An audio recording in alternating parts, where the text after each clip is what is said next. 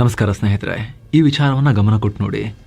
Map ನೋಡಿ, ಇಲ್ಲಿ Bharat land border ನೋಡಿದ್ರೆ ಭಾರತದ ಮ್ಯಾಪ್ನಲ್ಲಿ ಎಲ್ಲಿಂದ ಬಾಂಗ್ಲಾದೇಶ, ಮಯನ್ಮಾರ್ ಅಲ್ಲಿಂದ ಶುರುವಾಗಿ ಹಿಂಗೆ ಹಿಂಗೆ ಹಿಂಗೆ ಹಿಂಗೆ ಅಂತ ಬಂದು ಸೀದಾ ಪಾಕಿಸ್ತಾನ ತನಕ ಹರಡಿದೆಯಲ್ಲ, ಎಷ್ಟು ಲಾಂಗ್ ಲ್ಯಾಂಡ್ ಬಾರ್ಡರ್ ಅಂತ ನಮಗೆ ಅನಿಸುತ್ತೆ.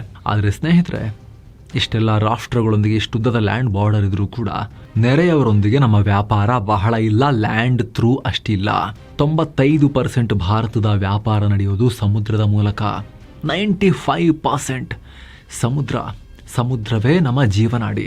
ಗಾಡಿಗೆ ಹಾಕೋ ಎಣ್ಣೆಯಿಂದ ಹಿಡಿದು ಬಾಡಿಗೆ ಹಾಕೋ ಎಣ್ಣೆ ತನಕ, ತಲೆಗೆ ಹಾಕೋ ಎಣ್ಣೆ ತನಕ ಪ್ರತಿಯೊಂದು ಕೂಡ ಸಾಮಗ್ರಿ, ಬಿಡಿಭಾಗಗಳು, ಕಚ್ಚಾ ವಸ್ತು, ರೆಡಿಮೇಡ್ ವಸ್ತು ಎಲ್ಲವೂ ಕೂಡ ನಮಗೆ ಸಮುದ್ರದ ಮೇಲಿಂದಲೇ ಬರುತ್ತೆ. ಅಲ್ಲಿಂದಲೇ ನಾವು ಕೂಡ ಕಳಿಸ್ತೀವಿ. ಆರ್ಥಿಕತೆ ದೃಷ್ಟಿಯಲ್ಲಿ ಹೇಳೋದಾದರೆ ನಾವು ಜಪಾನ್ ಥರ, ತೈವಾನ್ ಥರ ದ್ವೀಪ ರಾಷ್ಟ್ರ. ಫಿಸಿಕಲಿ ದ್ವೀಪ ರಾಷ್ಟ್ರ ಅಲ್ಲ, ಪರ್ಯಾಯ ದ್ವೀಪ ನಾವು ಜಿಯೋಗ್ರಫಿ ನೋಡಿದ್ರೆ. ಆದರೆ ಎಕಾನಮಿಕಲಿ ಹೇಳ್ತಿರೋದು 95% ಟ್ರೇಡ್ ಸಮುದ್ರದ ಮೂಲಕ. ಆದರೆ ಅಸಲಿ ಮ್ಯಾಟರ್ ಏನು ಗೊತ್ತಾ ಸ್ನೇಹಿತರೆ, ಈ ರೀತಿ ನಮಗೆ ಎಲ್ಲವನ್ನ ತಂದು ಹಾಕೋ ಹಡಗುಗಳು ಯಾವುದು ನಮ್ದಲ್ಲ. ಸ್ನೇಹಿತರೆ, ನಂಬೋಕೆ ಕಷ್ಟ ಆಗ್ತಿರ್ಬೋದು, ಆದರೆ ಇದು ಸತ್ಯ. ನಾವು ರಿಪೋರ್ಟ್ ಮಾಡ್ತಿರೋ ಉದ್ದೇಶನೇ ಅದು. ನಮ್ಮ ಅತಿ ದೊಡ್ಡ ವೀಕ್ನೆಸ್ ಅನ್ನು ನಾವು ಇಲ್ಲಿ ಚರ್ಚೆ ಮಾಡಲೇಬೇಕು. ಪ್ರತಿ ವರ್ಷ $800 ಬಿಲಿಯನ್ ವಸ್ತುಗಳನ್ನ ಎಕ್ಸ್ಪೋರ್ಟ್ ಮಾಡ್ತೇವೆ. ಹತ್ತತ್ರ $1 ಟ್ರಿಲಿಯನ್ ವಸ್ತುಗಳನ್ನ ತರಿಸ್ಕೊಳ್ತೀವಿ. ಆದರೆ ಇದರಲ್ಲಿ 95% ಹಡಗುಗಳು, ಅದನ್ನು ಟ್ರಾನ್ಸ್ಪೋರ್ಟ್ ಮಾಡೋ ಶಿಪ್ಸ್ ನಮ್ದಲ್ಲ. ಹಳೆ ದಿನಗಳಲ್ಲಿ ಸಂತೆಗೆ ಹೋಗೋಕೆ ಬಸ್ಗೆ ಕಾಯ್ಕೊಂಡು ನಿಂತ ಇರ್ತಿದ್ವಲ್ಲ, ಹಾಗೆ ನಾವು ವಿದೇಶಿ ಶಿಪ್ಪಿಂಗ್ ಕಂಪನಿಗಳ ಮುಂದೆ ಕೈ ಚಾಚಿ ನಿಂತ್ಕೋಬೇಕು. ನಿಮಗೆ ಆಶ್ಚರ್ಯ ಆಗ್ಬೋದು, ಈ ರೀತಿ ಹಡಗನ್ನು ಬಾಡಿಗೆಗೆ ಪಡೆಯೋಕೆ ಪ್ರತಿ ವರ್ಷ $75 ಬಿಲಿಯನ್ ಪೇ ಮಾಡ್ತಾ ಇದ್ದೀವಿ. $75 ಬಿಲಿಯನ್ ಭಾರತದ ಕರೆನ್ಸಿಯಲ್ಲಿ ಸುಮಾರು 6 ಲಕ್ಷ ಕೋಟಿ ರೂಪಾಯಿ ಶಿಪ್ಪಿಂಗ್ ಮೇಲೆ ಸುರಿತಾ ಇದ್ದೀವಿ ಬೇರೆಯವರ ಹಡಗುಗಳಿಗೆ ಬಾಡಿಗೆ ಕೊಡೋಕ್ಕೆ. ಏನು ಕಾರಣ ಹಾಗಾದರೆ? ಇಷ್ಟು ಇಂಪಾರ್ಟೆಂಟ್ ಸೆಕ್ಟರ್ನಲ್ಲಿ ನಮಗೆ ಟ್ರೇಡ್ ಮಾತ್ರ ಅಲ್ಲ, ನೇವಿಗೂ ಕೂಡ ನೌಕಾಪಡೆ ಬಲಿಷ್ಠವಾಗಿರಬೇಕು ಅಂದರೆ ಶಿಪ್ ಬಿಲ್ಡಿಂಗ್ ಕೇಪಬಿಲಿಟೀಸ್ ಇರಬೇಕಲ್ವಾ. ಟ್ರೇಡ್ಗೂ ಇಲ್ಲ, ನೌಕಾಪಡೆಗೂ ಕರೆಕ್ಟಾಗಿ ನಮ್ಮ ಹತ್ರ ಹಡಗುಗಳನ್ನು ಮಾಡ್ಕೊಳ್ಳೋಕ್ಕಾಗಲ್ಲ ಅಂತ ಹೇಳಿದ್ರೆ ಇಷ್ಟು ಹೀನಾಯ ಸ್ಥಿತಿ ಯಾಕೆ ನಮಗೆ? ಅಷ್ಟಕ್ಕೂ ಏನಿದು ಶಿಪ್ ಬಿಲ್ಡಿಂಗ್ ಇಂಡಸ್ಟ್ರಿ? ಈ ದೈತ್ಯ ಭಾರತಕ್ಕೆ ಇದು ಯಾಕೆ ಸರಿಯಾಗಿ ಇನ್ನೂ ಕೂಡ ಮಾಡ್ಕೊಳ್ಳೋಕೆ ಆಗಿಲ್ಲ? ಎಲ್ಲವನ್ನ ಅನಲೈಸ್ ಮಾಡ್ತಾ ಹೋಗೋಣ. ಕಡೆ ತನಕ ಮಿಸ್ ಮಾಡಿದೆ ನೋಡಿ. ನೀವು ನೋಡ್ತಾ ಇದ್ದೀರಾ ಮಸ್ತ್ ಮಗ ಚಾನಲ್. ನಾನು ಅಮರ್ ಪ್ರಸಾದ್. ಹಡಗು ನಿರ್ಮಾಣಕ್ಕೆ ಎದ್ದ ಭಾರತ ಒಂದೇ ವರ್ಷದಲ್ಲಿ 70,000 ಕೋಟಿ. ಸ್ನೇಹಿತರೆ, ಇತ್ತೀಚಿನ ದಿನಗಳಲ್ಲಿ ಭಾರತ ಎದ್ದು ನಿಂತಿದೆ. ಈ ವಿಚಾರದಲ್ಲಿ ಎದ್ದು ನಿಲ್ಲೋಕೆ ಪ್ರಯತ್ನ ಪಡ್ತಾ ಇದೆ. ಅತಿ ಹೆಚ್ಚು ಪ್ರಮಾಣದ ಹಣವನ್ನ ಭಾರತ ಇದ್ರ ಮೇಲೆ ಸುರಿಸ್ತಾ ಇದೆ, ಹಡಗು ನಿರ್ಮಾಣದ ಮೇಲೆ. 2025ರಲ್ಲಿ ಜಸ್ಟ್ ಒಂದೇ ಒಂದು ವರ್ಷದಲ್ಲಿ ಈ ಕ್ಷೇತ್ರಕ್ಕೆ ಸುಮಾರು 70,000 ಕೋಟಿ ರೂಪಾಯಿ ಭಾರತ ಹಾಕಿದೆ. ಹಣಕಾಸಿನ ಸಹಾಯ ಮಾಡ್ತೀವಿ ಅಂತ 24,000 ಕೋಟಿ ರೂಪಾಯಿ ಹಾಕಿದೆ. ಇನ್ವೆಸ್ಟ್ಮೆಂಟ್ ಕೊಡ್ತೀವಿ ಅಂತ 20,000 ಕೋಟಿ ರೂಪಾಯಿ ಸುರಿದಿದೆ. ಶಿಪ್ ಬಿಲ್ಡಿಂಗ್ ಕೆಪಾಸಿಟಿ ಹೆಚ್ಚು ಮಾಡ್ತೀವಿ ಅಂತ 19,000 ಕೋಟಿ ರೂಪಾಯಿ ಹಾಕಿದೆ. ಇನ್ಸೆಂಟಿವ್ಗೆ 4,000 ಕೋಟಿ, ಮತ್ತೊಂದಕ್ಕೆ 2,000 ಕೋಟಿ ಅಂತ ದುಡ್ಡನ್ನು ಸುರಿತಾ ಇದೆ ಭಾರತ ಇವಾಗ. ಇದಕ್ಕೆಲ್ಲ ಕಾರಣ ಏನು ಗೊತ್ತಾ? ನಾವು ಇಷ್ಟು ದಿವಸ ಅಲ್ಲಿ ಫೋಕಸ್ಸೇ ಮಾಡಿಲ್ಲ ಸರಿಯಾಗಿ. ದುಸ್ಥಿತಿ. ಈ ಡೇಟಾ ನೋಡಿ, ಜಗತ್ತಲ್ಲಿ ಶಿಪ್ ಬಿಲ್ಡಿಂಗ್ ಅನ್ನೋದು ತುಂಬಾ ಕ್ರೂಷಿಯಲ್. ಆದರೆ ಜಗತ್ತಿನ 4ನೇ ಅತಿ ದೊಡ್ಡ ಆರ್ಥಿಕತೆಯಾಗಿರೋ ಭಾರತ ಇನ್ನು 2-3 ವರ್ಷಗಳಲ್ಲಿ ಜಗತ್ತಿನ 3ನೇ ಅತಿ ದೊಡ್ಡ ಆರ್ಥಿಕತೆ ಆಗುವ ಭಾರತ, ಇದರಲ್ಲಿ 1% ಕೂಡ ಪಾಲನ ಹೊಂದಿಲ್ಲ ಶಿಪ್ ಬಿಲ್ಡಿಂಗ್ನಲ್ಲಿ. Not even 1%. ಜಗತ್ತಿನ ಶಿಪ್ ಬಿಲ್ಡಿಂಗ್ ಮಾರ್ಕೆಟ್ನಲ್ಲಿ ಚೈನಾ, ದಕ್ಷಿಣ ಕೊರಿಯಾ ಮತ್ತು ಜಪಾನ್ಗಳ ಪಾಲು 90% ಇದೆ. ಅದಕ್ಕಿಂತ ಹೆಚ್ಚು ಚೈನಾ ಒಂದೇ 59% ಮಾರ್ಕೆಟನ್ನು ಕೈಯಲ್ಲಿ ಇಟ್ಕೊಂಡು ಕುತ್ಕೊಂಡಿದೆ. ದಕ್ಷಿಣ ಕೊರಿಯಾ, ಪುಟಾಣಿ ದಕ್ಷಿಣ ಕೊರಿಯಾ 24%, ಜಪಾನ್ 13% ಪಾಲು. ಆದರೆ 7,500 ಕಿಲೋಮೀಟರ್ ಕರಾವಳಿ ತೀರವನ್ನು ಹೊಂದಿರೋ ಭಾರತದ ಪಾಲು ಜಸ್ಟ್ 0.7 ಮಾತ್ರ. ಜಗತ್ತಿನ ರ್ಯಾಂಕಿಂಗ್ನಲ್ಲಿ ನಾವಿರೋದು 22ನೇ ಸ್ಥಾನದಲ್ಲಿ. ಚೀನಾ ಮೇಲೆ ಡಿಪೆಂಡ್ ಆಗಿದ್ದೀವಿ ಸ್ನೇಹಿತರೆ ನಾವು.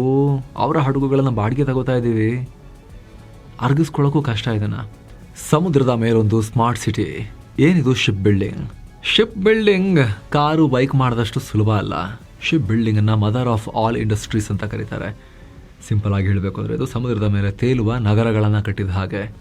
ಡೀಟೇಲ್ ಆಗಿ ನೋಡೋದಾದರೆ ಎಲ್ರಿಗೂ ಗೊತ್ತಿರೋ ಹಾಗೆ ಒಂದು ಹಡಗು ಅಂದರೆ ಅಲ್ಲೊಂದು ಮಿನಿ ಊರಿನ ಥರ ಇರಬೇಕು. ಅದು ವಾಸಕ್ಕೆ ರೂಮ್ಗಳಿರಬೇಕು, ಊಟಕ್ಕೆ ಹೋಟೆಲ್ ಇರಬೇಕು, ಸ್ವಂತ ಕರೆಂಟ್ ಉತ್ಪಾದನೆಗೆ ಮಿನಿ ಪವರ್ ಪ್ಲಾಂಟ್ ಇರಬೇಕು, ದಾರಿ ನೋಡೋಕೆ ಸ್ಯಾಟಲೈಟ್ ಕನೆಕ್ಟಿವಿಟಿ ಇರಬೇಕು, ಶತ್ರುಗಳನ್ನ ಮಾನಿಟರ್ ಮಾಡೋಕೆ ರೆಡಾರ್ ಇರಬೇಕು, ಟನ್ ಗಟ್ಟಲೆ ಕಸ ತ್ಯಾಜ್ಯ ವಿಲೇವಾರಿ ಮಾಡೋಕೆ ಸೀವೇಜ್ ಪ್ಲಾಂಟ್ ಇರಬೇಕು, ಎಲ್ಲ ವ್ಯವಸ್ಥೆ ಇರಬೇಕು. ಒಂದು ಸಣ್ಣ ಊರೇ ಅದು. ಅಷ್ಟೇ ಅಲ್ಲ, ಸಮುದ್ರದ ನಡುವೆ, ಉಪ್ಪು ನೀರಿನ ನಡುವೆ, ರಕ್ಕಸ ಅಲೆಗಳ ನಡುವೆ ಜಗ್ಗದೆ ಬಗದೆ ತಿಂಗಳುಗಟ್ಟಲೆ ಆರಾಮಾಗಿ ತೇಲ್ತಾ ಹೋಗಬೇಕು.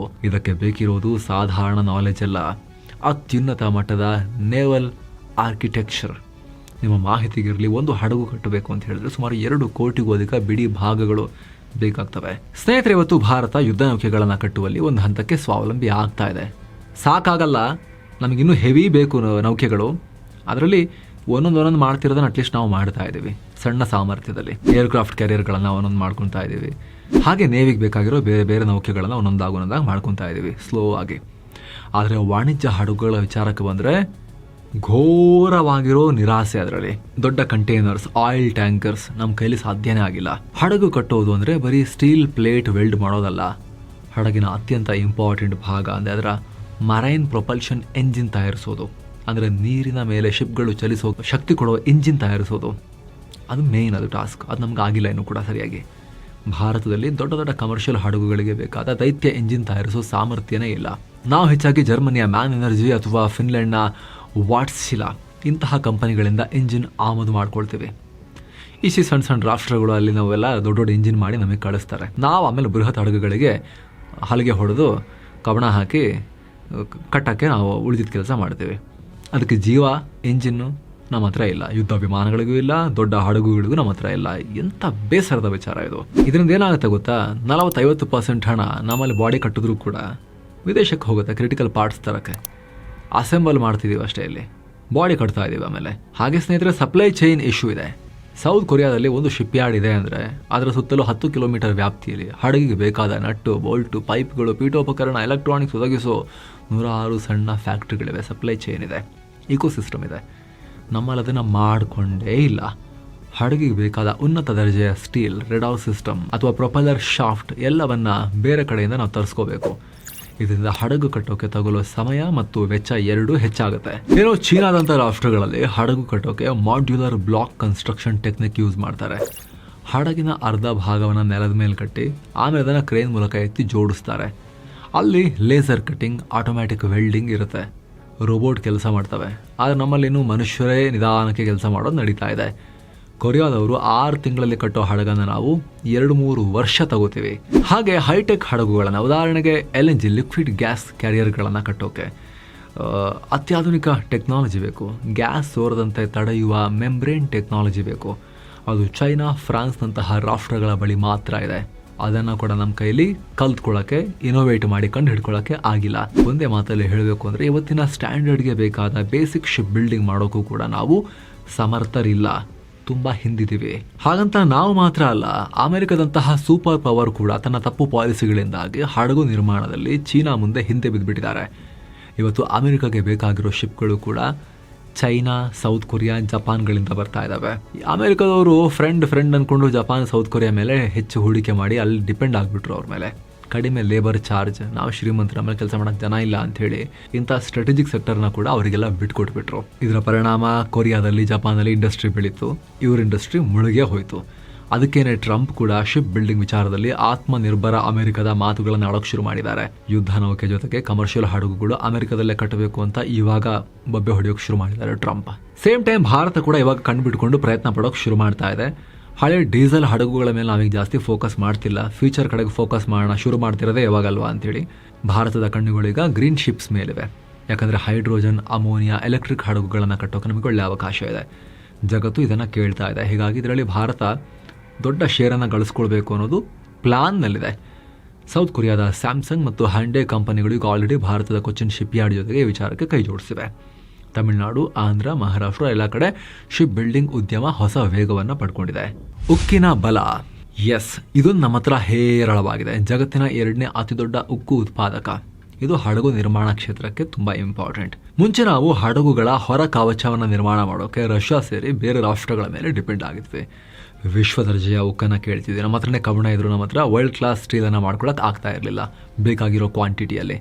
ಆದರೆ ಈಗ ಕೇಂದ್ರ ಸರ್ಕಾರ PLI, ಪ್ರೊಡಕ್ಷನ್ ಲಿಂಕ್ಡ್ ಇನ್ಸೆಂಟಿವ್ ಮೂಲಕ ಸ್ಪೆಷಾಲಿಟಿ ಸ್ಟೀಲನ್ನು ತಯಾರು ದೇಸಿ ಕಂಪನಿಗಳೇ ಮಾಡಬೇಕು ಅಂಥೇಳಿ ಪ್ರೋತ್ಸಾಹ ಕೊಟ್ಟು ಈಗ ತಯಾರಿಕೆ ಶುರುವಾಗಿದೆ. Sale, steel authority of India, ಭಾರತೀಯ ನೌಕಾಪಡೆಗೆ ಬೇಕಾದ ಗಟ್ಟಿಯಾದ DMR 24-9A ಗ್ರೇಡ್ನ ಉಕ್ಕನ್ನು ಉತ್ಪಾದಿಸ್ತಾ ಇದೆ. ಈಗ ಆಲ್ರೆಡಿ INS ವಿಕ್ರಾಂತ್, INS ನೀಲಗಿರಿ ಮತ್ತು ಉದಯಗಿರಿಯಂತಹ ಯುದ್ಧ ನೌಕೆಗಳಿಗೆ 1000 ಟನ್ಗಳಷ್ಟು ಈ ಸ್ವದೇಶಿ ಸ್ಪೆಷಾಲಿಟಿ ಉಕ್ಕನ್ನೇ ಬಳಸಲಾಗಿದೆ. ಹಡಗು ನಿರ್ಮಾಣದ ಒಟ್ಟು ವೆಚ್ಚದಲ್ಲಿ ಸುಮಾರು 20-25% ಹಣ ಕೇವಲ ಈ ಸ್ಪೆಷಲ್ ಉಕ್ಕಿಗೆ, ಸ್ಪೆಷಲ್ ಸ್ಟೀಲ್ಗೆ ಹೋಗ್ತಾ ಇದೆ. ಈಗ ಸ್ಥಳೀಯವಾಗಿ ಇದು ಸಿಗ್ತಾ ಇರೋದ್ರಿಂದ ಹಡಗು ನಿರ್ಮಾಣದ ವೆಚ್ಚವನ್ನು ಭಾರಿ ಪ್ರಮಾಣದಲ್ಲಿ ಕಮ್ಮಿ ಮಾಡೋಕ್ಕೆ ಸಾಧ್ಯ ಆಗ್ತಾ ಇದೆ. ಜೊತೆಗೆ ಪ್ರೋತ್ಸಾಹ ಕೊಡೋಕ್ಕೋಸ್ಕರ ಈಗ ಯಾವುದೇ ಕಂಪನಿ ಭಾರತದ ಶಿಪ್ಯಾರ್ಡ್ಗಳಲ್ಲಿ ಹಡಗನ್ನು ಕಟ್ಟಿಸಿದ್ರೆ ಆ ಹಡಗಿನ ಕಾಂಟ್ರಾಕ್ಟ್ ಮೌಲ್ಯದ 15-25% ಹಣವನ್ನು ಸರ್ಕಾರ ಕಂಪನಿಗೆ ರಿಫಂಡ್ ಕೊಡುತ್ತೆ. ಆ ರೀತಿ ಸ್ಕೀಮ್ ಇದೆ ಈಗ ಪ್ರೋತ್ಸಾಹ ಕೊಡೋಕ್ಕೆ. ಅದರಲ್ಲೂ ಡೀಸೆಲ್ ಬಿಟ್ಟು ಹೈಡ್ರೋಜನ್ ಅಥವಾ ಎಲೆಕ್ಟ್ರಿಕ್ನಂತಹ ಗ್ರೀನ್ ಶಿಪ್ ಕಟ್ಟಿಸಿದ್ರೆ ಸರ್ಕಾರ 30%ವರೆಗೂ ಇನ್ಸೆಂಟಿವ್ ಕೊಡುತ್ತೆ. ಸಿಂಪಲ್ ಆಗಿ ಹೇಳಬೇಕು ಅಂದರೆ ನೀವು ಮೇಡ್ ಇನ್ ಇಂಡಿಯಾ ಹಡಗನ್ನು ಕಟ್ಟಿ ಕಾಲು ಭಾಗದಷ್ಟು ಬಿಲ್ ನಾವು ಕೊಡ್ತೀವಿ ಅನ್ನೋದು ಸರ್ಕಾರದ ಆಫರ್. ಎರಡನೇದು ಗುಜರಿ ಪಾಲಿಸಿ ಮತ್ತು ಕ್ರೆಡಿಟ್ ನೋಟ್. ಇದು ಗೇಮ್ ಚೇಂಜರ್. ಹಳೆ ಹಡಗುಗಳನ್ನು ಒಡೆದು ಗುಜರಿ ಹಾಕೋದ್ರಲ್ಲಿ ಭಾರತವೇ ಪ್ರಪಂಚದಲ್ಲಿ ನಂಬರ್ 1 ಆಗಿತ್ತು. ಗುಜರಾತ್ನ ಅಳಂಗ್ ಯಾರ್ಡ್ ಇದಕ್ಕೆ ಫೇಮಸ್ ಆಗಿತ್ತು. ಆದರೆ ನಾವು ಬರೀ ಗುಜರಿ ಮಾಡೋದ್ರಲ್ಲಿ ಉಳ್ಕೊಂಡ್ವಿ. ಈಗ ಸರ್ಕಾರ ಏನು ಹೇಳ್ತಾ ಇದೆ ಅಂದರೆ, ನಿಮ್ಮ ಹಳೆ ಹಡಗನ್ನು ಬೇರೆ ರಾಷ್ಟ್ರಕ್ಕೆ ಕಳಿಸ್ಬೇಡಿ, ನಮ್ಮಲ್ಲೇ ಬಂದು ಗುಜರಿ ಹಾಕಿ. ಆ ಗುಜರಿ ಮೌಲ್ಯದ 40%ನಷ್ಟು ಮೊತ್ತದ ಕ್ರೆಡಿಟ್ ನೋಟ್ ಅಥವಾ ಒಂದು ಡಿಸ್ಕೌಂಟ್ ಕೂಪನ್ ನಿಮಗೆ ಕೊಡ್ತೇವೆ. ಆ ಕೂಪನ್ ಇಟ್ಕೊಂಡು ನೀವು ಅದೇ ಯಾರ್ಡ್ನಲ್ಲಿ ಹೊಸ ಹಡಗನ್ನು ಕಟ್ಟಿಸಿದ್ರೆ ಬಿಲ್ನಲ್ಲಿ ಭಾರಿ ಕಡಿತ ಸಿಗುತ್ತೆ ಅಂತ ಸರ್ಕಾರ ಆಫರ್ ಕೊಡ್ತಾ ಇದೆ. ಲಾಜಿಕ್ ಏನು ಅಂದರೆ, ಹಳೇದು ಕೊಡಿ, ಕೂಪನ್ ತಗೊಳ್ಳಿ, ಹೊಸದಕ್ಕೆ ಡಿಸ್ಕೌಂಟ್ ಪಡೀರಿ ಅಂತ. ಇದರಿಂದ ಹಡಗು ಒಡೆಯೋದು ಇಲ್ಲೇ, ಹೊಸ ಹಡಗನ್ನು ಕಟ್ಟೋದು ಕೂಡ ಇಲ್ಲೇ. ಸೊ ಸರ್ಕ್ಯುಲರ್ ಎಕಾನಮಿ ಕ್ರಿಯೇಟ್ ಆಗುತ್ತೆ. ಕಂಪ್ಲೀಟ್ ಹಡಗುಗಳಿಗೆ ಸಂಬಂಧಪಟ್ಟ A to Z ecosystem create ಆಗುತ್ತೆ ಅನ್ನೋದು ಸರ್ಕಾರದ ಪ್ಲಾನ್. ಸೇಮ್ ಟೈಮ್ ಗುಜರಾತ್ನಲ್ಲಿರೋ ಗಿಫ್ಟ್ ಸಿಟಿ ಮೂಲಕ ಹಡಗುಗಳಿಗೆ ಫಿನಾನ್ಸಿಂಗು ಕೂಡ ಪ್ಲಾನ್ ಮಾಡ್ತಿದ್ದಾರೆ. ಹಡಗುಗಳಿಗೆ ಸಾವಿರಾರು ಕೋಟಿ ಲೆಕ್ಕದಲ್ಲಿ ದುಡ್ಡು ಬೇಕಾಗತ್ತಲ್ಲ, ಇನ್ನು ಮುಂದೆ ಲಂಡನ್ ಅಥವಾ ಸಿಂಗಾಪುರ್ಗೆ ಹೋಗಬೇಕಾಗಿಲ್ಲ. ಗುಜರಾತ್ನ ಗಿಫ್ಟ್ ಸಿಟಿಯಲ್ಲಿ ಈಗ ಟ್ಯಾಕ್ಸ್ ಫ್ರೀ ವಲಯ ನಿರ್ಮಾಣ ಆಗಿದೆ. ಅಲ್ಲಿ ಕಡಿಮೆ ಬಡ್ಡಿಯಲ್ಲಿ ಸರಳ ಪ್ರೋಸೆಸ್ ಮೂಲಕ ಸಾಲ ಸಿಗೋಕೆ ವ್ಯವಸ್ಥೆ ಮಾಡಿಕೊಡ್ಲಾಗ್ತಿದೆ. ಈಗ ಆಲ್ರೆಡಿ ರಿಲಯನ್ಸ್ನಂತಹ ದಿಗ್ಗಜ ಕಂಪನಿಗಳು ಅಲ್ಲಿಂದಲೇ ಹಡಗನ್ನು ಲೀಸ್ ಪಡೆಯೋಕೆ ಶುರು ಮಾಡಿದ್ದಾವೆ ಗಿಫ್ಟ್ ಸಿಟಿ ಥ್ರೂ. ಸದ್ಯ ಭಾರತದಲ್ಲಿ 2 ವಲಯದಲ್ಲಿ ಶಿಪ್ ಬಿಲ್ಡಿಂಗ್ ಕಂಪನಿಗಳಿವೆ. ಸರ್ಕಾರಿ ಒಡೆತನದಲ್ಲಿ Mazagon dock ship builders limited ಇದೆ, ಇದು ಮುಂಬೈ ಬೇಸ್ಡ್. ಹಾಗೆ ಕೊಚ್ಚಿಯಲ್ಲಿ ಕೊಚ್ಚಿನ್ ಶಿಪ್ ಯಾರ್ಡ್ ಲಿಮಿಟೆಡ್ ಇದೆ. ಕೋಲ್ಕತ್ತಾದಲ್ಲಿ garden reach ship builders and engineers. ವಿಶಾಖಪಟ್ಟಣಂನಲ್ಲಿ ಹಿಂದೂಸ್ತಾನ್ ಶಿಪ್ ಯಾರ್ಡ್ ಲಿಮಿಟೆಡ್. ಹಾಗೆ ಗೋವಾದಲ್ಲಿ ಗೋವಾ ಶಿಪ್ ಯಾರ್ಡ್ ಲಿಮಿಟೆಡ್ ಇದೆ. ಪ್ರೈವೇಟ್ ವಿಚಾರಕ್ಕೆ ಬಂದರೆ ಚೆನ್ನೈನಲ್ಲಿ ಲಾಸನ್ ಅಂಡ್ ಟೂಬ್ರೋ, ಗುಜರಾತ್ನಲ್ಲಿ ರಿಲಯನ್ಸ್ ನೇವಲ್, ಹಾಗೆ knowledge marine and engineering works limited, ಹಾಗೆ JITF ಇನ್ಫ್ರಾ ಲಾಜಿಸ್ಟಿಕ್ಸ್ ಲಿಮಿಟೆಡ್, ಈ ಎಲ್ಲ ಇದ್ದಾವೆ. ಇವರ ಸಾಮರ್ಥ್ಯವನ್ನು ಇನ್ನಷ್ಟು ಎಫೆಕ್ಟಿವ್ ಆಗಿ ಬಳಸ್ಕೊಳ್ಳೋಕೆ, ಇನ್ನಷ್ಟು ಕಂಪನಿಗಳು ಬರೋ ಥರ ಮಾಡೋಕ್ಕೆ ಭಾರತ ಈಗ ನಿಧಾನಕ್ಕೆ ಕೆಲಸವನ್ನು ಶುರು ಮಾಡಿದೆ. ರಿಸಲ್ಟ್ ಸಿಗೋದು ಇನ್ನು ಯಾವಾಗಲೂ ದೊಡ್ಡ ಪ್ರಮಾಣದಲ್ಲಿ. ಇನ್ನು 10 ವರ್ಷ ಬೇಕಾ, 15 ವರ್ಷ ಬೇಕಾ ನೋಡ್ಬೇಕು, ನಾವು ವೆಯ್ಟ್ ಮಾಡಿ. ಇದು ಅನಿವಾರ್ಯ ಕೂಡ ಆಗಿತ್ತು. ಟೈಮ್ ಮೀರ್ ಹೋಗ್ತಾ ಇತ್ತು. ನಮ್ಮ ಹತ್ರ ಇರೋದು ಕೇವಲ 450-500 ದೊಡ್ಡ ಹಡಗುಗಳು ಮಾತ್ರ. ಅಗತ್ಯ ಇರೋದು ಅದರ 10 ಪಟ್ಟು 4,000-5,000 ಹಡಗುಗಳು ಬೇಕು ನಮಗೆ. ವಿದೇಶಿ ಹಡಗುಗಳು ಕೈ ಕೊಟ್ಟರೆ ನಾವು ಆಕಾಶ ನೋಡ್ತಾ ಕೂರಬೇಕಾಗತ್ತೆ. ಮೊದಲೇ ನಮ್ಮ ಪೂರ್ವ ಗಡಿ ಬಂದಾಗಿದೆ. ಪಾಕಿಸ್ತಾನ ಜೊತೆಗೆ ಬಾರ್ಡರ್ ಆಲ್ಮೋಸ್ಟ್ ಯಾವಾಗಲೂ ಶಟ್ ಡೌನೇ ಆಗಿರುತ್ತೆ. ಯಾವಾಗಲೂ ಚೀನಾ ಜೊತೆ ಬಾರ್ಡರ್ನಲ್ಲಿ ಟ್ರೇಡ್ ಜಾಸ್ತಿ ಇಲ್ಲ, ಶಿಪ್ಪಿಂಗ್ ಮೂಲಕ ಟ್ರೇಡ್ ಜಾಸ್ತಿ ನಡೆಯೋದು ಅವರೊಟ್ಟಿಗೂ ಕೂಡ. ಮತ್ತೊಂದು ಕಡೆ ಇತ್ತೀಚೆಗೆ ಕೆಂಪು ಸಮುದ್ರದಲ್ಲಿ ಹೂತಿಗಳ ಕಾಟ ಬೇರೆ. ಹೀಗಾಗಿ ಯುರೋಪ್ ಮತ್ತು ದಕ್ಷಿಣ ಕೊರಿಯಾದಂತಹ ರಾಷ್ಟ್ರಗಳು ಅವರ ಹಡಗನ್ನ ಕಳಿಸೋಕೆ ಹೆದರ್ತಾ ಇದ್ದಾರೆ. ಇದೇ ಕಾರಣಕ್ಕೆ ಕೆಲ ದಿನಗಳ ಹಿಂದೆ ಭಾರತದ ಆಮದು ರಫ್ತು ವೆಚ್ಚ ಕೂಡ ಹೆಚ್ಚಾಗಿತ್ತು, ಇನ್ಶೂರೆನ್ಸ್ ಮತ್ತು ದಾರಿ ಬದಲಾವಣೆಯಂತಹ ಕಾರಣದಿಂದ. ಯಾಕಂದ್ರೆ ಹಡಗು ಸುಮ್ಮನೆ ಹೊರಡಲ್ಲ, ಹಡಗಿಗೆ ಅದರಲ್ಲಿರೋ ಸರಕಿಗೆಲ್ಲ ಇನ್ಶೂರೆನ್ಸ್ ಮಾಡ್ಕೊಂಡು ಹೊರಡಬೇಕು. ಈ ರೀತಿ ಎಲ್ಲ ಗಲಾಟೆ ಎಲ್ಲ ಇದ್ದಾಗ ಇನ್ಶೂರೆನ್ಸ್ ಕೊಡೋಕ್ಕೂ ಕೂಡ ಕಂಪನಿಗಳು ಹಿಂದೇಟು ಹಾಕ್ತವೆ. ಇನ್ಶೂರೆನ್ಸ್ ಇಲ್ಲ ಅಂದ್ರೆ ಹಡಗು ಮುಳುಗಿದ್ರೆ ಎಲ್ಲ ಸಂಪತ್ತು ಸಮುದ್ರದ ಪಾಲಾಗುತ್ತೆ, ದುಡ್ಡು ಕೂಡ ವಾಪಸ್ ಬರಲ್ಲ. ಹಾಗಾಗಿ ಬೇರೆಯವರ ಶಿಪ್ಗಳನ್ನು ನಂಬ್ಕೊಂಡು ಕೂರಕ್ಕಾಗಲ್ಲ. ನಮ್ಮ ಶಿಪ್ಗಳು ಆದಷ್ಟು ಬೇಗ ಒಂದೊಂದಾಗಿ ಹೊರಗೆ ಬರೋಕೆ ಶುರು ಆಗಲೇಬೇಕು. ಜೊತೆಗೆ ಸ್ನೇಹಿತರೆ, ಶತ್ರು ರಾಷ್ಟ್ರ ಚೈನಾ ಸಮುದ್ರದ ಮೇಲೆ ಡಿಜಿಟಲ್ ಕಣ್ಣಿಟ್ಟಿದೆ. ಚೀನಾ ಲಾಜಿಂಕ್ ಅಂದರೆ ಲಾಜಿಸ್ಟಿಕ್ಸ್ ಇನ್ಫಾರ್ಮೇಷನ್ ಎಕ್ಸ್ಚೇಂಜ್ ನೆಟ್ವರ್ಕ್ ಅನ್ನೋ ಒಂದು ಸಾಫ್ಟ್ವೇರ್ ಪ್ಲಾಟ್ಫಾರ್ಮ್ ರೆಡಿ ಮಾಡಿದೆ. ಪ್ರಪಂಚದ ಬಹುತೇಕ ಬಂದರುಗಳಲ್ಲಿ, ಹಡಗುಗಳಲ್ಲಿ ಇದನ್ನು ಬಳಸ್ತಾರೆ. ಇದರಿಂದ ಏನಾಗ್ತಿದೆ, ಭಾರತ ಎಲ್ಲಿಂದ ಆಯಿಲ್ ತರಿಸ್ತಾ ಇದೆ, ನಮ್ಮ ಯುದ್ಧ ವಿಮಾನಕ್ಕೆ ಬೇಕಾದ ಸ್ಪೇರ್ ಪಾರ್ಟ್ಸ್ ಯಾವ ಹಡಗಲ್ಲಿ ಬರ್ತಾ ಇದೆ, ನಮ್ಮ ಮಿಲಿಟರಿ ಕಾರ್ಗೋ ಎಲ್ಲಿದೆ, ಹೀಗೆ ಪ್ರತಿಯೊಂದು ಸೀಕ್ರೆಟನ್ನು ಚೀನಾ ಈ ಸಾಫ್ಟ್ವೇರ್ ಮೂಲಕ ಟ್ರ್ಯಾಕ್ ಮಾಡೋಕ್ಕೆ ಸಾಧ್ಯ ಆಗುತ್ತೆ. ನಾವು ಬೇರೆಯವರ ಹಡಗು ಬಳಸೋದ್ರಿಂದ ನಮ್ಮ ಜಾತಕ ಪೂರ್ತಿ ಶತ್ರು ಕೈಯಲ್ಲಿ ಸೇರ್ತಾ ಇದೆ. ಇದೇ ಕಾರಣಕ್ಕೆ ಭಾರತ ಈಗ ದೊಡ್ಡ ಪ್ರಮಾಣದಲ್ಲಿ ದುಡ್ಡನ್ನು ಹಾಕ್ತಿರೋದು. 2030 ವೇಳೆಗೆ ಟಾಪ್ 10ಗೆ ಬರಬೇಕು ಶಿಪ್ ಬಿಲ್ಡಿಂಗ್ನಲ್ಲಿ. 2047 ವೇಳೆಗೆ, ಸ್ವಾತಂತ್ರ್ಯದ 100ನೇ ವರ್ಷಾಚರಣೆ ವೇಳೆಗೆ ನಾವು ಜಗತ್ತಿನಲ್ಲೇ ಹಡಗು ನಿರ್ಮಾಣದಲ್ಲಿ ಟಾಪ್ 5 ಇರಬೇಕು ಅನ್ನೋದು ಉದ್ದೇಶ ಇದೆ. ಒಂದು ವೇಳೆ ಸಾಧ್ಯ ಆಯಿತು ಅಂದರೆ ಉದ್ಯೋಗ ಕೂಡ ಸೃಷ್ಟಿಯಾಗುತ್ತೆ. 30 ಲಕ್ಷಕ್ಕೂ ಅಧಿಕ ಹೊಸ ಉದ್ಯೋಗಗಳು ಸೃಷ್ಟಿಯಾಗೋ ನಿರೀಕ್ಷೆ ಕೂಡ ಇದೆ.